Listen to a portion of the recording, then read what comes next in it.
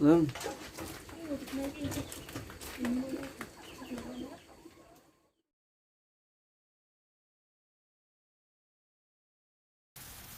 Nah, sekarang kita lihat ya, penyakitnya moral dan intelektual. Ini penyakit-penyakit yang harus kalian hindari kalau ingin damai. Yang pertama, lelah, malas, dan bosan. Nah, ini kita sekali ya yang nomor satu ini. Jadi lelah, males, dan bosan. Ini agak blok ini. Agak sulit mengatasinya kecuali kita sendiri yang mendorong diri kita untuk bangkit. Lelah itu lebih banyak karena mungkin perasaan kita yang saya melakukan ini salah, saya melakukan itu salah. Itu biasanya terus kita lelah. Lanjutannya terus jadi males. Mau ngapa-ngapain males.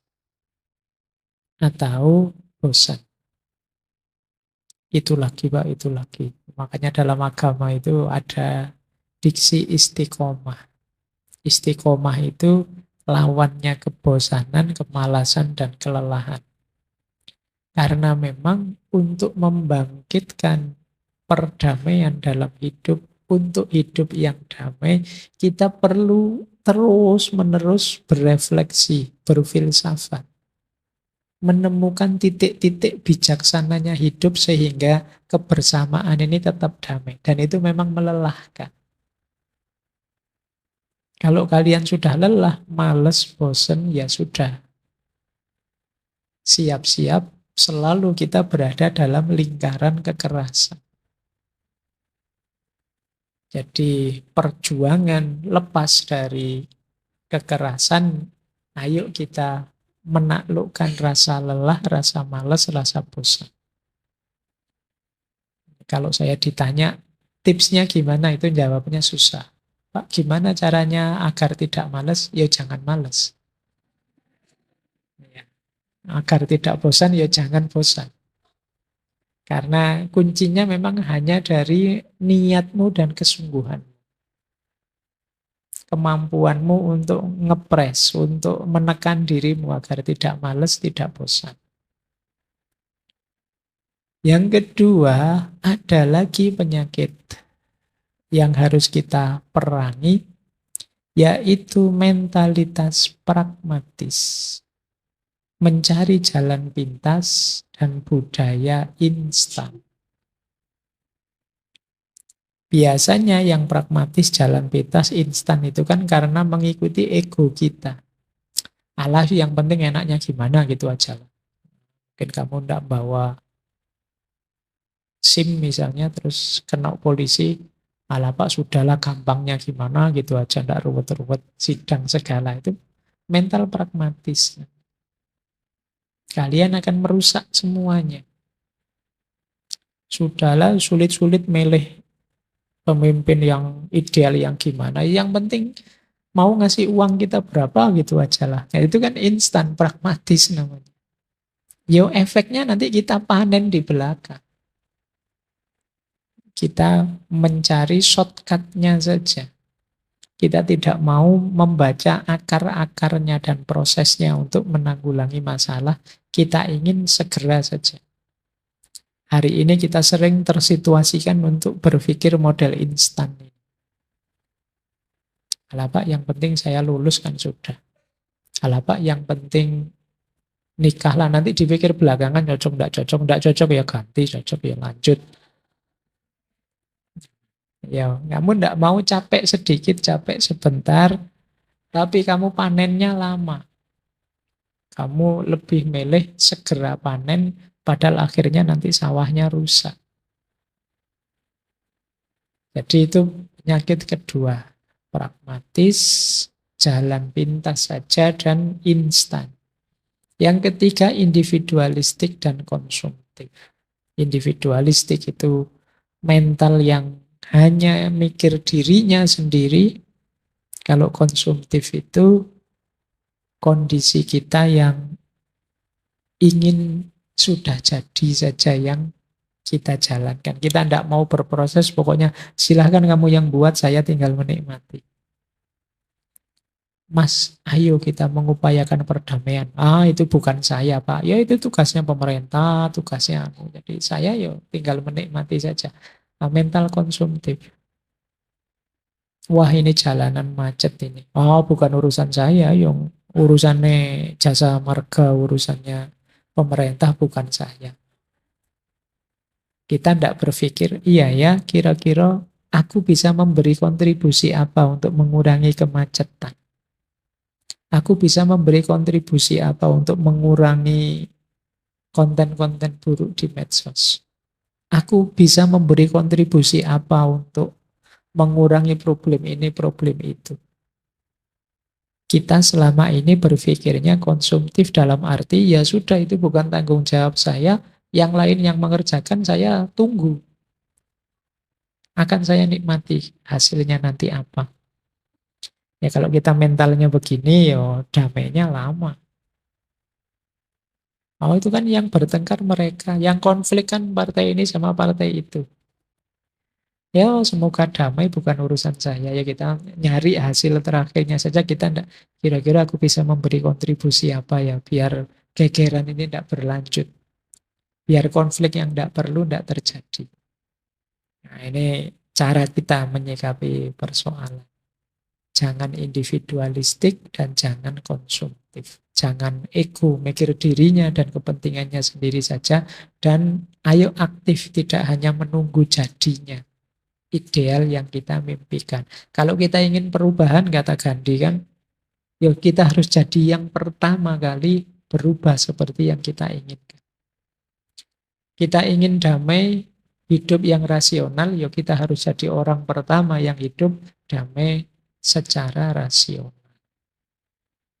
Inilah penyakit-penyakit moral, intelektual yang bisa menghalangi terwujudnya perdamaian. Kalian boleh pakai teori ini. Kenapa sih perang Ukraina-Rusia tidak selesai-selesai? Itu mungkin ada unsur-unsur itu juga. Tinggal kalian masuk-masukkan fenomenanya. Kebijaksanaan itu bukan kebenaran. Tapi kebijaksanaan itu ya segala yang membawa pada kebenaran. Kalau kita bijaksana, pasti itu benar. Seperti pernah saya sampaikan. Tapi benar saja belum tentu bijaksana. Berarti kalau kita melakukan hal-hal yang bijaksana, itulah nanti yang akan membawa kita pada kebenaran. Tapi kalau pilihan-pilihan kita tidak bijaksana, ya kemungkinan kesimpulan kita, temuan kita, kebenaran yang kita peroleh juga tidak pas. Jadi kebalikannya justru ketika kita bijaksana, maka kita akan sampai pada kebenaran. Baik, ya di samping kebijaksanaan itu ternyata yang tidak pernah tuntas dan tidak pernah final. Selalu kita harus refleksi ulang. Karena yang bijaksana saat ini bisa saja berbeda besok. Jadi kebijaksanaan itu tidak instan, tidak mudah untuk ditemukan, perlu proses. Yang pertama apa? Untuk kita bisa jadi orang bijaksana, tentu saja kita sadar diri dan sadar potensi kita. Tahu aku ini bisaku apa? Keahlianku di mana? Siapa sih aku dan kemampuanku? Ini membuat orang bisa bijaksana. Orang yang tidak ngerti dirinya, tidak tahu dirinya, itu sulit untuk bijaksana. Wong dia tidak paham siapa dirinya. Orang yang tidak ngerti dirinya, mungkin yang diucapkan atau dilakukan bisa salah, bisa tidak pas. Saya datang tiba-tiba langsung duduk di depan. Itu kan karena saya tahu, oh saya kalau di ngaji filsafat ini bagian yang ngomong. Nah, kalian kan datang karena duduk di sana. Kenapa kalian tahu posisimu di sana? Orang yang tidak tahu tentang dirinya itu kan masuk ke sini terus bingung. Saya ada di mana? pasnya. Saya tidak tahu harus duduk di depan, terus saya duduk paling belakang. Itu kan kalian juga terus bingung. Yang lain juga bingung. Kalian ngampus, masuk kelas kan tahu, saya mahasiswa duduk di sini, kalau yang depan itu tempatnya dosen. Itu contoh simpelnya. Dalam hidup kalian sehari-hari nanti juga begitu. Kalian harus tahu diri dan tahu menempatkan diri. Saya harus di mana? Apa yang harus saya lakukan? Kunci kebijaksanaan yang pertama. Jadi sadar diri, sadar potensi diri. Yang kedua, orang bijaksana itu orang yang tahu dan mampu memaknai hidup. Sehingga dia tahu mana yang bernilai, mana yang tidak bernilai. Punya makna. Oh, ini lebih penting dari itu makna. Oh, biarlah kalau materi saya kehilangan, yang penting persaudaraan kita tetap nyambung. Ini kan pemaknaan-pemaknaan kita. Saya memaknai harta ini rendah, tapi saya memaknai persaudaraan ini tinggi. Ini kemampuan memaknai. Enggak apa-apalah, saya rugi sedikit, yang penting kebersamaan kita bisa terjalin terus. Nah, ini kemampuan memaknai. Untuk orang bisa bijaksana, dia perlu kemampuan memaknai yang tinggi. Ya nanti kalau dihubungkan dengan perdamaian, kita akan lebih mengutamakan nilai-nilai perdamaian daripada nilai kekerasan. Enggak lah, saya tahu sih saya benar, tapi kalau saya ikut ke situ nanti tambah rame, mungkin tambah menyakiti hatinya orang. Bagi saya ya sudahlah, perspektif saya tahan dulu demi kita tetap bersaudara, kita tidak musuhan. Nah ini kemampuan menerapkan nilai. Kalau egois tadi, ya mungkin teman-teman, yang penting aku ngomong, tidak terima aku, wah kurang ajar itu kok begitu. Terus akhirnya ya konfliknya tambah besar. Maka orang bijaksana itu pinter menempatkan makna-makna. Yang ketiga, ya tentu saja untuk bisa bijaksana, mengikuti tuntunannya akal budi. Jadi tidak egonya. Iya sih, saya tahu kalau seperti ini salah, tapi saya pingin nih. Nah, itu berarti kalian mendahulukan ego, tidak mendahulukan akal budi. Ego itu kan nyari senengmu sendiri, enakmu sendiri. Itu kalau pas melanggar orang lain, ya nanti lahirnya jadi hidup yang tidak damai. Saya tahu sih kalau nyetel musik keras-keras gini ganggu orang, tapi asik ya. Seru ya, kan terus itu egomu. Jadi kamu tidak dituntun oleh akal budimu, tapi yang nuntun egomu. Dan ini pasti akan mudah konflik, mudah terjadi kekerasan. Baik, yang keempat, jalan kebijaksanaan itu kita saling menghargai, mau bekerja sama, dan siap berdialog. Ini 3 prinsip hidup bersama. Orang bijaksana itu tahu bahwa saya tidak boleh menang-menangan sendiri. Tapi saya punya keinginan. Dia juga punya keinginan. Yuk, saling terbuka. Saya hargai keinginanmu, tapi kita dialog yuk. Enaknya bagaimana? Saya tidak tahan kalau ada suara-suara keras, sementara kamu sukanya musik-musik yang keras. Enaknya gimana ini kita berdua? Selera kita beda. Saya hargai sih hobimu, tapi kan ya kamu juga harus menghargai saya. Ini namanya kesediaan untuk berdialog. Yo akhirnya mungkin kamu yang suka musik-musik keras pakai headset lah atau earphone lah atau pakai apalah. Kalau sudah pakai headset itu mbok kamu sekeras apapun sakar wis volume 200 300 ora apa-apa. Sampai telingamu buntu ya ora apa-apa, dengerin sendiri. Nah, ini namanya kesediaan dia. Oke. Nah, bahkan kata Ridgway tadi, orang yang bijaksana itu mampu mengolah penderitaan hidup dan gejolak batin sebagai proses menuju kedamaian. Kesulitan, kesusahan, penderitaan, itu pelajaran. Untuk apa? Untuk bisa berdamai dengan hidup. Jalannya kedamaian itu antara lain kemampuan kita mengambil pelajaran, mengambil hikmah dari kesulitan dan penderitaan yang kita alami. Ini termasuk orang bijaksana. Jadi respon bijaksana terhadap kesulitan hidup itu pelajaran. Oh iya ya, saya lihat orang itu kalau ngomong kok keras sekali menyakiti hatinya orang lain. Saya enggak begitulah. Kelihatannya kok enggak nyaman hidup yang seperti itu. Nah ini namanya mengambil pelajaran dari fenomena pahit. Wah, aku dimaki dia itu. Sakit sekali rasanya hatiku. Berarti memang memaki itu menyakitkan hatinya orang lain. Gimana caranya biar saya enggak usah melakukan hal yang sama. Biar yang lain juga enggak sakit karena saya. Nah ini yang disebut kesulitan, kepahitan hidup jadi pelajaran menuju perdamaian.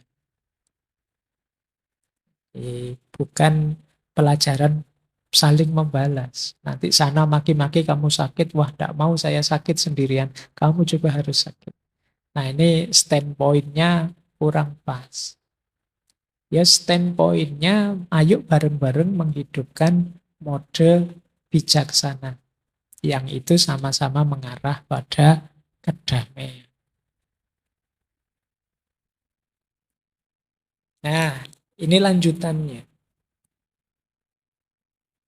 Cuma kebijaksanaan itu adalah sesuatu yang tidak pernah tuntas. Tidak ada kebijaksanaan itu yang final. Ini melanjutkan uraian tadi ya. Jadi semua kebijaksanaan itu ya sifatnya tergantung. Pak, tindakan seperti ini bijaksana enggak Pak? Ya tergantung sih. Dalam situasi tertentu mungkin bijaksana, tapi ketika situasi berubah bisa jadi tidak. Nah, itu ya. Jadi dia tidak pernah terjelaskan secara utuh dan komprehensif. Termasuk dalam hal perdamaian. Hari ini yang jelas kita belum damai. Buktinya apa? Kita masih membahas tentang perdamaian untuk mewujudkan perdamaian. Masih banyak diskusi-diskusi yang ayo toleran dong, ayo rukun dong. Kita kan Bhinneka Tunggal Ika, mbok jangan gitu meskipun beda partai, mbok jangan. Itu kan masih banyak seruan-seruan. Itu berarti indikasi kita belum damai. Mungkin kita punya konsep kebijaksanaan tertentu, tapi berarti masih belum relevan. Buktinya apa? Kita masih belum damai. Masih banyak ajakan untuk berjuang mengatasi penindasan, kezoliman, kekerasan. Itu berarti ya kita belum damai. Berarti apa? Formula kebijaksanaan kita sebelumnya mungkin perlu dicari yang lebih relevan lagi. Ini rumusnya kebijaksanaan. Intinya orang bijaksana itu orang yang bisa memilih cara-cara yang rasional dan damai dalam hidup bersama. Jadi menemukan titik ini loh, pilihan perilaku, sikap, pikiran yang melahirkan perdamaian. Orang yang bisa menemukan ini, inilah dia orang bijaksana. Untuk bisa mewujudkan perdamaian, pertama-tama, yuk kita harus hidup secara bijaksana. Ini kan tujuannya filsafat, ini kan love of wisdom, cinta kebijaksanaan. Kenapa sih kok harus hidup ini kita bijaksanai? Sering saya jelaskan ya di banyak kesempatan. Jadi bijaksana itu kan sesuatu yang tidak sekedar menggunakan standar benar salah, tapi juga di situ ada relevansi, akurasi, presisi dengan situasi yang terjadi. Yang ngaji ini misalnya biasanya sih 2 jam. Tapi siapa tahu nanti kita sangat capek, sangat ngantuk. Belum 2 jam selesai juga tidak apa-apa. Itu namanya bijaksana. Jadi lihat situasi, lihat konteks. Ya ini lagi-lagi bijaksana filsafat ya, bukan bijaksana kalian. Kalian kadang-kadang kan begitu, dapat nilai jelek. Pak, mohon kebijaksanaannya lah Pak. Terus pokoknya istilah bagus-bagus itu kalau kalian yang pakai jadi kacau. Jadi bukan itu. Jadi kebijaksanaan di sini kemampuanmu mengelola dan menerapkan kebenaran secara tepat, secara pas. Nah, ada alasannya. Kenapa sih untuk bisa damai itu kita perlu bijaksana? Mbok yo sekedar ikut rumus-rumus yang pakem saja. Tidak bisa begitu. Alasannya apa? Yang pertama, kita yang mendaya gunakan akal budi ini, itu kan manusia. Kita yang berfilsafat ini kan manusia.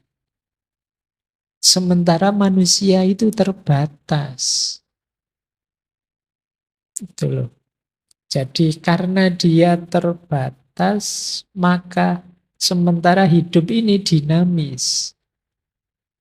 Kita terbatas, hidup ini luas dan dinamis. Berarti apa? Yo kita harus selalu mencari titik-titik bijaksananya hidup ini. Yang kemarin cocok, bisa saja sekarang tidak cocok. Oh yang kalau kemarin ini bijaksana, tapi kalau itu sudah tidak bijaksana lagi. Jadi tidak ada pikiran yang bisa sesuai relevan untuk segala ruang dan segala waktu. Setiap gagasan, setiap ide itu punya konteks kebenarannya sendiri, punya relevansinya sendiri. Maka hidup ini idealnya adalah senantiasa berusaha menemukan titik-titik kebijaksanaan dalam hidup kita. Dan ini proses yang terus-menerus. Tidak sekali jadi. Tidak kok, wah saya cocok filosofi ini Pak, selesai. Berarti yang paling bijaksana ini tidak bisa.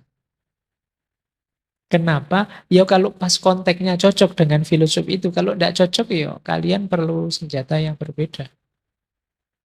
Misalnya saya kagum sekali Pak dengan filsafatnya Albert Camus. Absurdisme. Itu kan yang banyak disukai teman-teman. Hidup itu apa? Absurd. Tidak harus dianggap serius. Dinikmati saja. Itu kalau pas konteksnya ya bagus. Tapi begitu waktunya kamu membuat skripsi, apa waktumu ujian itu ala santai saja Pak, dinikmati saja, ya ndak lulus beneran kan. Kamu salah pakai senjata. Di titik itu model absurdisme kurang relevan. Mungkin kamu perlu ngambil kebijaksanaan yang berbeda. Ya ndak, misalnya mentang-mentang kamu sapa wis, sukanya Nietzsche, eksistensialis, berpikir sendiri Pak, memutuskan sendiri. Nah kalau wawasanmu tidak terlalu luas, nekat berpikir sendiri, akhirnya kan stres. Overthinking, kalau ada masalah judek dewe, stres-stres dewe. Kenapa? Kamu salah senjata, kamu tidak lihat konteksmu, situasi. Nah, perdamaian nanti juga begitu, kekerasan nanti juga begitu. Iya. Ada momen-momen kita harus ngambil sudut yang pas untuk mengidentifikasi. Kalau ini sudah kekerasan. Oh kalau itu belum. Ya itu wong yang dikerasi seneng kok misalnya. Kayak tadi pacaran cubit-cubitan misalnya kan ya wong yang dicubit seneng. Pacaran sambil kejar-kejaran di pantai misalnya kamu wah itu KDRT itu pakai cahaya ndak begitu wong ya seneng yang kejar-kejaran. Nah ini titik-titik kebijaksanaan yang harus kalian pahami. Yang kedua, kenapa kita terus harus menemukan kebijaksanaan? Ya karena dunia ini terus bergerak dan berubah. Sementara pergerakan dan perubahan itu tidak selalu ke arah perdamaian. Jadi banyak perubahan-perubahan yang kadang-kadang justru mengarah sebaliknya, mengarah pada kekerasan. Itu berarti ya kita harus waspada dengan perubahan demi perubahan ini ya, kalau bisa perubahan itu ke arah damai. Jadi rumusnya damai berarti apa? Bijaksana. Jadi kalian hidup dengan respon rasional yang pas, yang tidak egois. Yaitu dengan berfilsafat. Ya ini semuanya sebenarnya filsafat. Cuma kan ini diambil praktisnya. Filsafat kalau dalam pandangannya beliau ini lebih ke filsafat yang praktis. Beliau itu ingin tema-tema filsafat, pembahasan filsafat itu membumi, tidak melangit, tidak membahas hal-hal yang jauh dari kita. Eman-eman kalau kita membahas hal-hal yang jauh dari kita, sudah capek-capek mikir, tidak ada gunanya. Jadi kadang-kadang kan ada itu kan yang eh, baru belajar filsafat itu, wah pertanyaannya aneh-aneh, tapi tidak relevan dengan hidup kita. Bukan berarti tidak penting, tapi kalau itu tidak relevan, filsafat jadi kurang kontributif. Makanya kan nggak ada itu orang kan yang menstigma filsafat, ala filsafat itu orang yang nganggur mikir aneh-aneh kan gitu. Ala filsafat itu orang yang kurang kerjaan saja, barang gampang dibikin ruwet dan lain sebagainya. Stigma-stigma itu muncul karena filsafat sering terlalu melangit. Maka Erich Weye ini ingin menerjemahkan filsafat, filsafat yang membumi, konkret sajalah, yang jelas kontribusinya. Yo antara lain untuk perdamaian ini. Jadi istilahnya filsafat praktis. Yang ini mulai populer sejak eranya Karl Marx dan kawan-kawan. Jadi ketika orang mulai concern filsafat itu tidak sekedar berpikir tentang dunia, tapi juga berhubungan dengan caranya mengubah dunia. Kalau sekedar berpikir tentang dunia saja, apa gunanya? Cuma ngebak-ngebaki perpustakaan. Tapi gimana caranya setiap pemikiran lahir, hidup ini jadi lebih baik. Jadi filsafat yang kontributif. Nah, filsafat yang kontributif, yang praktis itu seperti apa?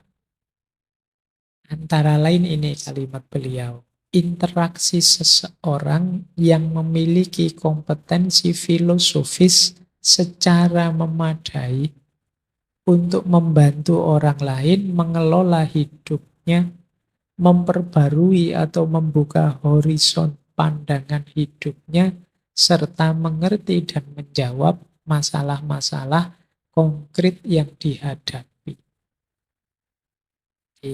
Inilah filsafat yang praktis. Tidak hanya hafalan teori yang tidak relevan dengan hidup kita. Tapi pikiran-pikiran yang lahir dari kita ada manfaatnya. Jadi ya manfaat positif ya, bukan malah ngaco. Kan kadang-kadang ada orang itu pinter tapi setiap kali dia mengungkapkan gagasannya timbul masalah, timbul problem baru. Nah kalau di beliau ini ya filsafat harusnya jadi problem solver. Jadi dia punya solusi untuk masalah. Tidak sekedar mengkritisi masalah. Dikritisi tentu saja kan. Bagaimana bisa sampai pada solusi kalau kita tidak kritis? Tapi tidak berhenti sekedar mengkritisi, tapi juga menawarkan solusi secara produktif, kontributif.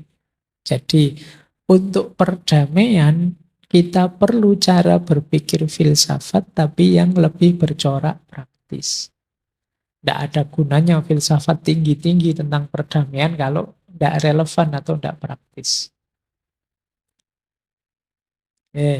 Untuk bisa mewujudkan perdamaian, selain hidup bijaksana, hidup filosofis, hidup yang bermoral.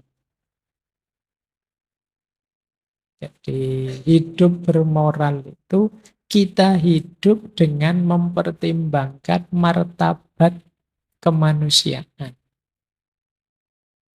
Dan ini sebenarnya sifatnya natural fitrah.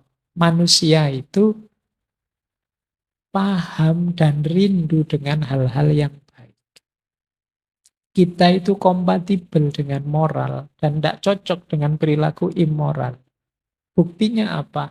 Kita tidak nyaman melihat perilaku immoral. Kita tersentuh, terharu kalau melihat perilaku bermoral. Ada orang misalnya membantu fakir miskin sebanyak itu kan kita tersentuh hati kita. Tapi perilaku-perilaku tidak bermoral membuat kita gelisah. Kok ada ya orang sesadis itu, mengingatkan saja dengan cara dipukuli sampai tewas. Ini kita kan tidak tega.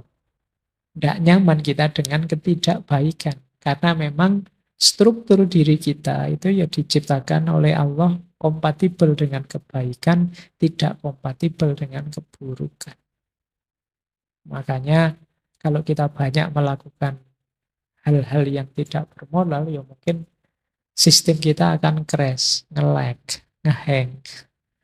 Jadi kacau hidup kita. Kenapa tidak sesuai dengan yang sudah diinstal sebelumnya, tidak kompatibel dengan spek kita sebagai manusia. Maka kalau ingin damai, bermoral.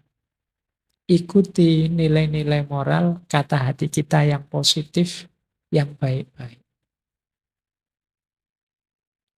Sejak awal tadi yang pertama, kenapa lahir kekerasan? Karena manusia lebih memilih hakikat dirinya yang irasional, tidak yang rasional. Jadi manusia milih sisi irasional dirinya. Apa wujudnya milih sisi irasional itu? Dia dikendalikan oleh insting, ego, dan nafsunya. Jadi berarti akal dan budinya tidak kepakai. Egoismenya yang mengemuka. Hasrat dan nafsunya yang dikedepankan.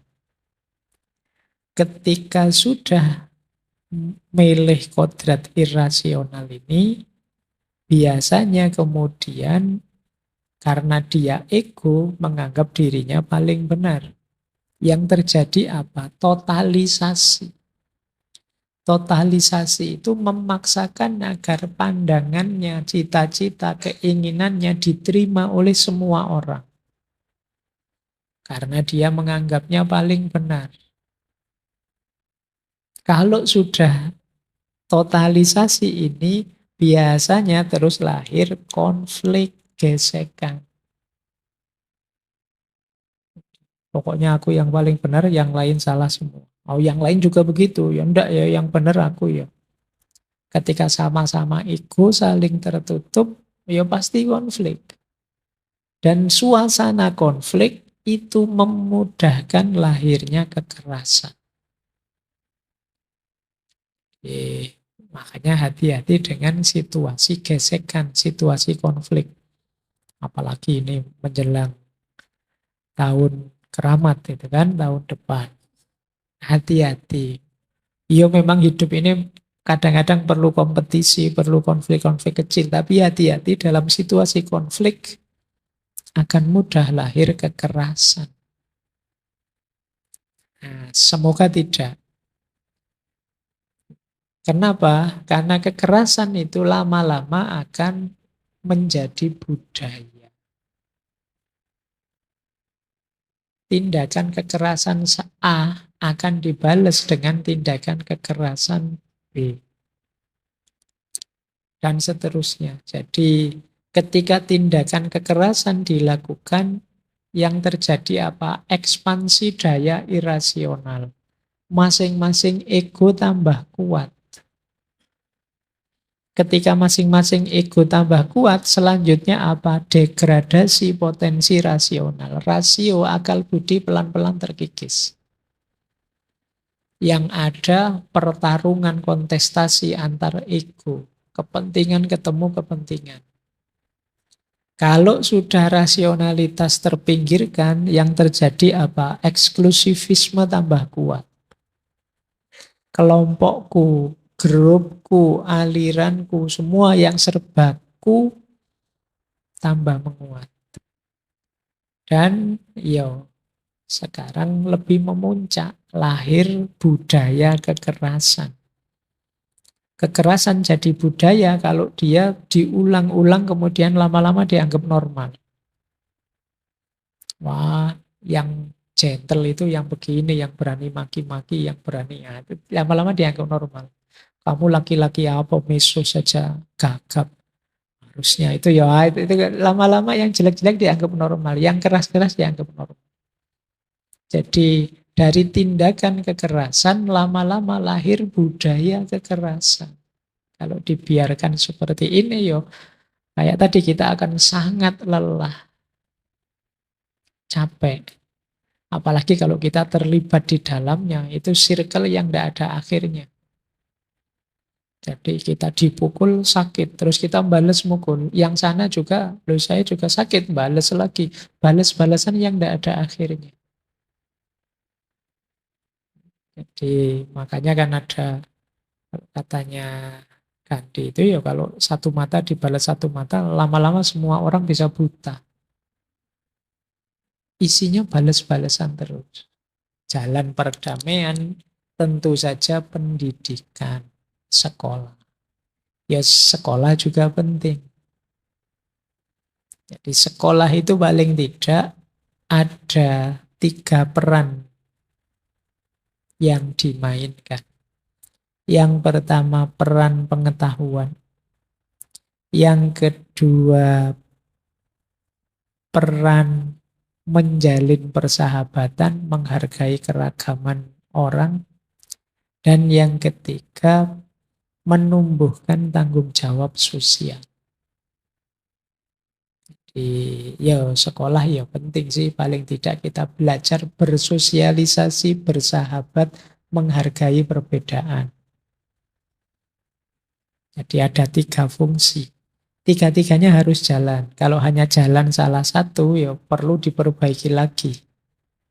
Pendidikan untuk perdamaiannya. Jadi nambah pengetahuan menumbuhkan jiwa kemanusiaan, penghargaan pada keragaman. Dan yang ketiga, tanggung jawab sosial. Kalau kurang di salah satu, berarti fungsi pendidikannya kurang utuh. Nah, ini budaya kekerasannya. Makanya tadi terus filosofinya Erich Weye tadi, ayo dibalik sekarang membangun budaya perdamaian. Kalau tadi kan terlanjur sudah kita ada di budaya kekerasan. Sekarang kita mainstreaming budaya perdamaian. Jalurnya apa? Tadi sudah dijelaskan, jalurnya adalah filsafat. Filsafat yang terbuka untuk berdialog, yang mengedepankan akal budi. Dengan filsafat, kita melakukan negosiasi pada irasionalitas. Jadi kita mulai mempertanyakan, apa aku harus begini sih? Apa meyakini kebenaranku harus meniscayakan, menafikan hadirnya yang lain atau menyakiti orang lain? Ini mulai ada negosiasi-negosiasi. Sampai kemudian kita sadar bahwa harusnya akal budi aku pakai. Pilihan kemudian pada rasionalitas. Kalau sudah sampai pada titik rasionalitas, ini kita lebih ringan. Mulai akal budi mengambil kendali. Kalau sudah akal budi kita jadikan senjata, ya kita pasti akan mengkritik kekerasan. Apapun jenisnya. Dan insya Allah kita akan sampai pada titik anti kekerasan. Kalau sudah ini jadi sudut pandang anti kekerasan itu, pelan-pelan akan lahir budaya damai. Perdamaian bisa diwujudkan. Jadi keywordnya ada pada filsafat, akal budi, dan dialog. Dari situlah kita bisa membangun perdamaian. Semakin orang mau mendayagunakan akal budinya, yang itu menjadi modal utamanya filsafat, semakin mudah kita sampai pada titik damai dan perdamaian. Jadi ini rumus-rumus utama dari gagasannya Iris Weye tentang perdamaian. Bangun budaya damai, menghancurkan budaya kekerasan, menghindari lahirnya kekerasan. Ini inti-inti tema kita malam hari ini.